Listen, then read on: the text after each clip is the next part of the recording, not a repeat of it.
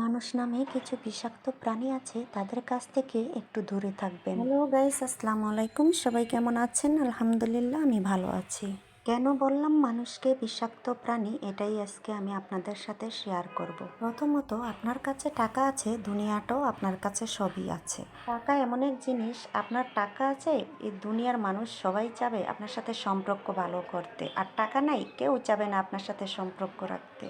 আমাদের টাকা না থাকুনে কি হয়েছে ভাই, আমরা মন থেকে মানুষকে ভালোবাসতে জানি, কিন্তু কিছু কিছু মানুষ মন দেখে না, কিন্তু টাকা দেখে। যাই হোক, আমার কাছে মন থেকে ভালোবাসা ছাড়া কিছুই নেই। আমি টাকা দিয়ে কাউকে ভালোবাসতে পারবো না। আল্লাহ টাকা দিয়ে ভালোবাসার এবিলিটি এখনো আমাকে দেয়নি, কারণ যদি এবিলিটি দিত, আল্লাহ আমাকে বস্তায় বস্তায় টাকা দিত, তাহলে আমি কিছু আত্মীয় স্বজনের মন রক্ষা করতে পারতাম।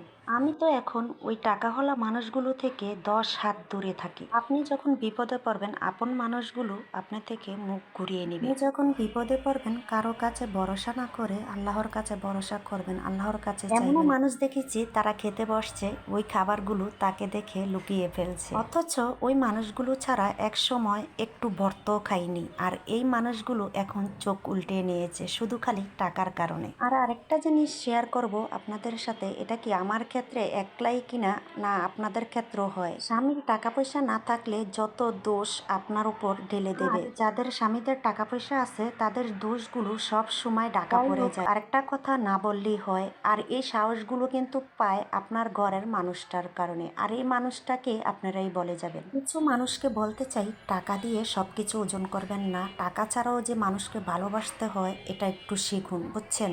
আপনারা টাকা ছাড়া চোখে কিছুই দেখেন না, আর আমি ভাই টাকা দিয়ে কাউকে ভালোবাসতে পারবো না, কারণ ওই তৌফিক আল্লাহ আমাকে এখনও দেয়নি। আপনারা যদি পারেন নিঃস্বার্থভাবে আমাকে ভালোবাসেন, তাহলে আমি আপনাদের কাছে যাব।